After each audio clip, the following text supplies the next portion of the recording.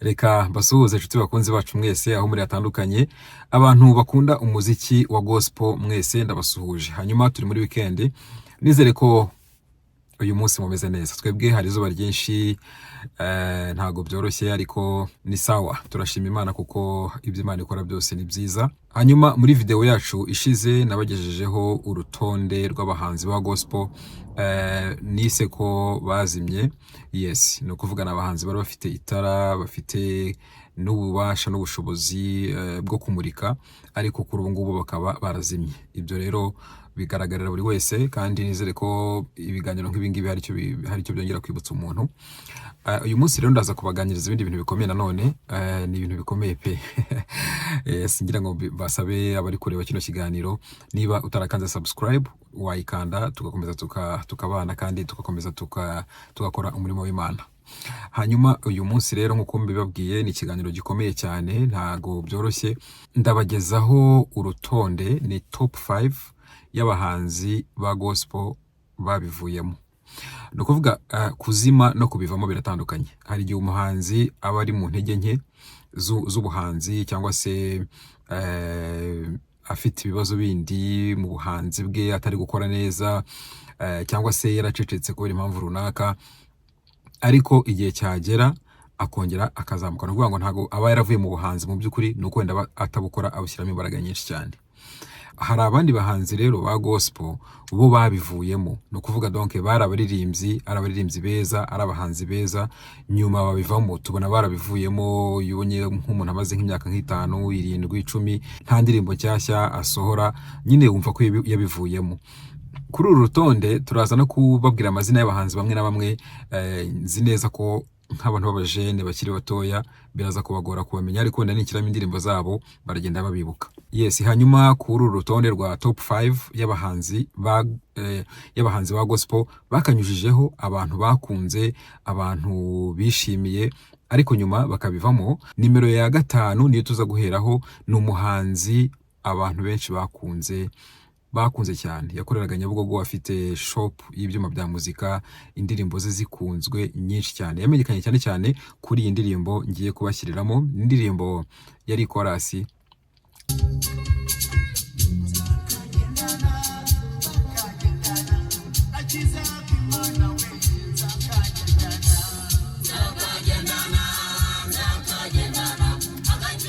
Yes, uyu muhanzi rero yitwa Safari Isaac, akaba baramuhimbaga Nzakagendana. Safari Isaac Nzakagendana yari umuririmbyi muri korali yitwa Baraka, niba ntibeshye, yo kuri ADPR mu Gakinjiro.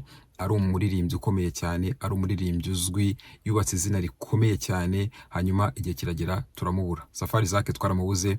Yabaye na producer, afite studio, afite ndetse n'ibyuma bya muzika ya Nyabugogo, afite shop nziza cyane. Yafashije amakorali menshi n'insengero muri gahunda yo kugura ibyuma no kubitunga. Yes, kuko nibyo yacuruzaga, niyo yari business ye.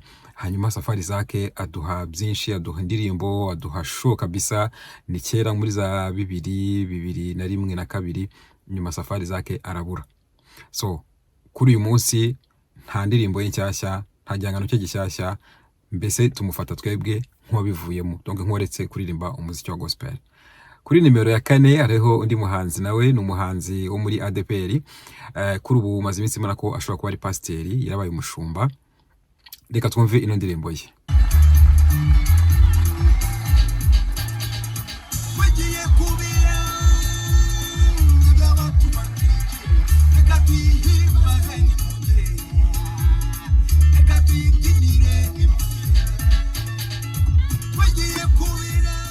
Yes, yitwa Mugabo Venuste, akaba ari pastor Mugabo Venuste, ni w'ahantu za Gikomero mu karere ka Gasabo. Akaba ari umugabo waduhaye umuziki muri ADPR, aduha show ku rwego rukomeye cyane, kuko ni umwe mu bahanzi bajyaga baririmba babyina cyane, yigaragura hasi avuga ati twigiye ku birenge, akabyerekana. Mugabo vraiment ni umwe mu bahanzi muri ADPR badukoreye ibintu byiza cyane, kandi yafashije abantu benshi muri icyo gihe. Ngira ngo hari n'abantu benshi bagiye baza muri kiriya gihe bajyaga baririmba basa nk'abigana Mugabo, ibyo yakoraga, buryo yateguraga scene yiwe. byari byiza pe. Nawe yari afite shop Nyabugogo icuruza ibyuma bya muzika, akaba yarafashaga amakorali n'insengero gutunga ibyuma bya muzika. Ngewe by'umwihariko na korali nabagamo hari ibyo twahahiyeyo muri icyo gihe acuruza anaririmba. Ubu rero mugabo rwose twarakubuze pe, ntago tugufata nk'umuntu wazimye, oya ahubwo tugufata nk'umuntu wabivuyemo, kuko umaze igihe kinini cyane nta ndirimbo ntaki, tumufata nk'umuntu wabivuyemo. Uyu ni umuhanzi wa kabiri wabivuyemo. Umuhanzi wa gatatu, akubwo nahereye kuri top 5 nari ku wa gatanu navuze ko ari uyu mugabo witwa Safari Isaac. Hanyuma uwa kane ni mugabo Venuste, ntabwo ari Evariste ni Venuste. Hanyuma uwa gatatu ninde, reka mbagezeho umuhanzi wa gatatu wabivuyemo.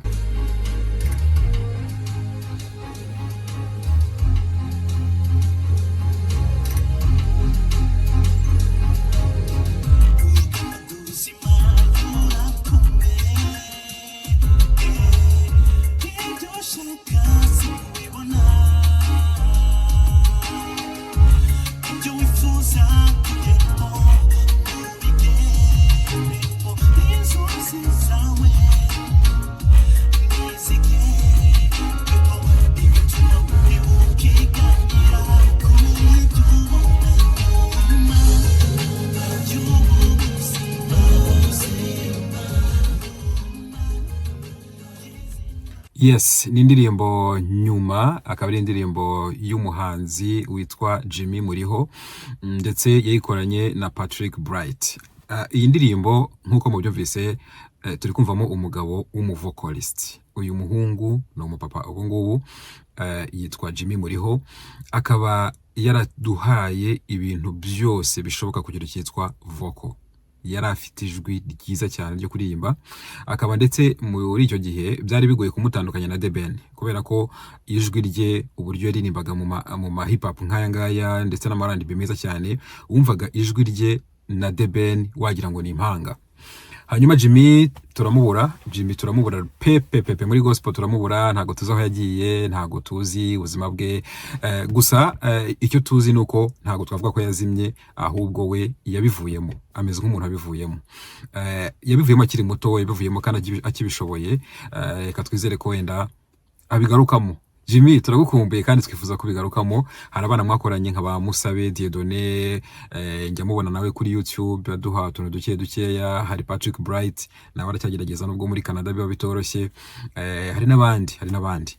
So uwo ni wa gatatu, tugeze muri top 2. Ku mwanya wa kabiri w'umuhanzi wabuze cyangwa se wabivuyemo, tukatumufata nk'uwabivuyemo. Reka muvishe ino ndirimbo, nzi ko hari abantu benshi iri bukore ku mutima.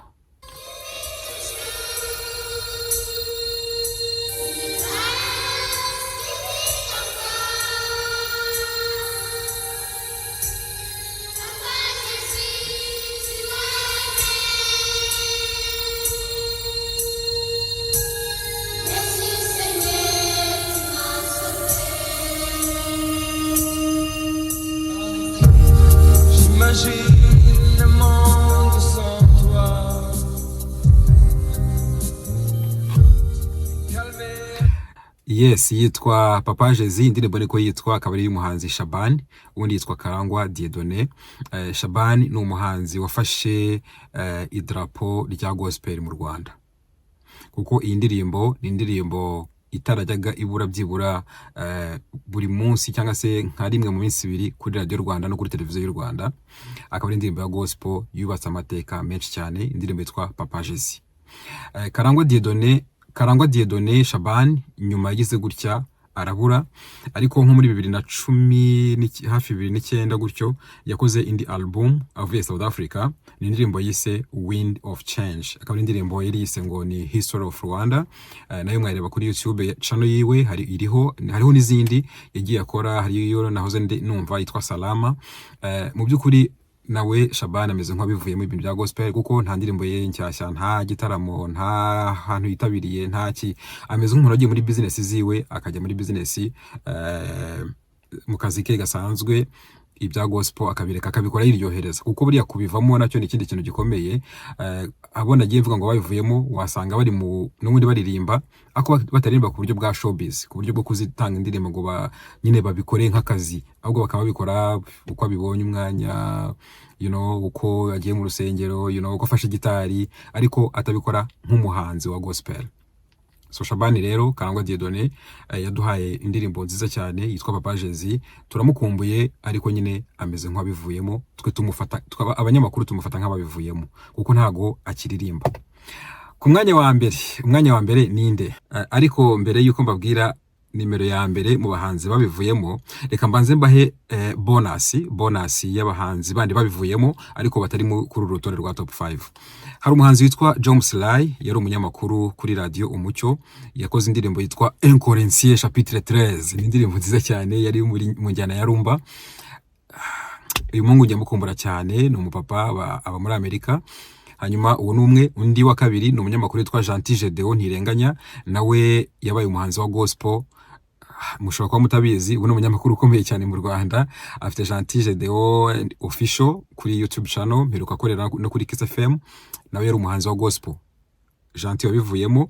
Dufite undi musore wa gatatu, ni umusore witwa Kaben cyangwa se Claude Kabengera, yamenyekanye cyane muri Salusi Relax, kuri Salusi amenyekana ku Isango muri Sunday Night. Kaben yageze aho arabura muri showbiz muri rusange, ariko nawe yatangiye ari umuhanzi wa gospel. Ngenda byibuka nk'indirimbo ziwe ngo mukorere promotion. Kaben akaba ari murumuna wa Jado Castar. Yes, uwo wa gatatu. Undi muhanzi wa kane ni umuraperi witwa Uncle Sam. Uncle Sam yari umuraperi mwiza cyane, akaba yarakoreraga ku iposta, yakoraga amatelefone. Ndibuka ko ari telefone igeze kunkorera, ari umusore mwiza cyane, umuraperi mwiza cyane. Uncle Sam twarakubuze, nawe yabivuyemo. Undi wa gatanu rero ngo ni bonus, mbahaye bonus ya top 5 yindi yabavuyemo mbere yuko mbabwira nimero 1. Undi wa gatanu ni itsinda ry'abakobwa, n'abakobwa bitwaga GC Girls. N'abakobwa baririmbaga neza cyane, bafite indirimbo bitwaga ngo number 1 n'izindi nyinshi cyane, bitwaga GC Girls cyangwa se Jesus Christ Girls. Akaba ari Karine ndetse na Grace. Aba bana nabo twarababuze. Nimero ya mbere murashaka kuyimenya cyangwa? Yes, nimero ya mbere kanzamure indirimbo ye hanyuma muze mu mwumvi.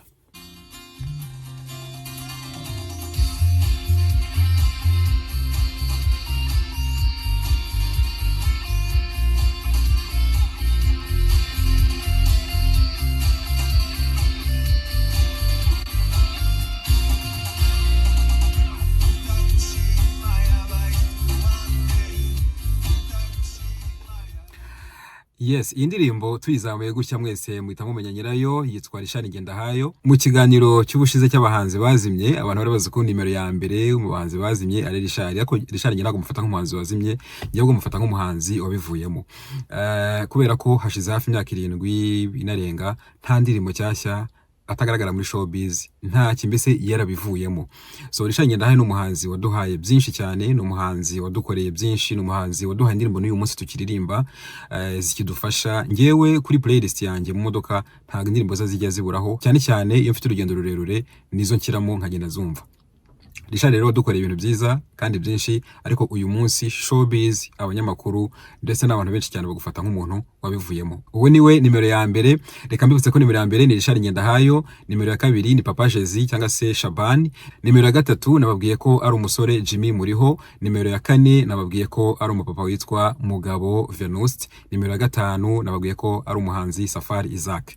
Hanyuma nabahaye na bonus y'abahanzi batanu. Hari n'abandi benshi bagiye baburiwe irengero rwose, kandi ni benshi barahari, cyane cyane abana bakoraga rap. Abo bahanzi b'abaraperi twarababuze. Please we need you guys to come back muri iyi game. Abaraperi turabashaka. Mbere yuko nsoza nshaka kubaza ikibazo, nicyo kiganiro kindi nzakurikizaho, ikiganiro kivuga ngo injyana za gospel. Kuki abahanzi ba gospel badakora indirimbo zifite swaga, badakora imiziki ifite swaga? Kubera iki? Biterwa n'iki? kubera iki umuhanzi wa gospel bagiye kuririmba ari akagitari n'agapiano mbese turirimbo tugenda gakeya, kubera iki ubu ngubu umuhanzi wa gospel agomba yumva ko kugira ngo akore indirimbo agomba gukora live recording? Why? Kubera iki? Ese izi ndirimbo tubona nziza z'abahanzi ba Sekira, urugero nk'iyi ndirimbo imaze iminsi iri kuri hit yitwa Fou de Toi, indirimbo za Chris Easy, indirimbo za Bruce Melody n'abandi bahanzi ba Sekira bakora indirimbo zumva umuziki, ndavuga umuziki kuko umuziki ntago ugira idini, you know.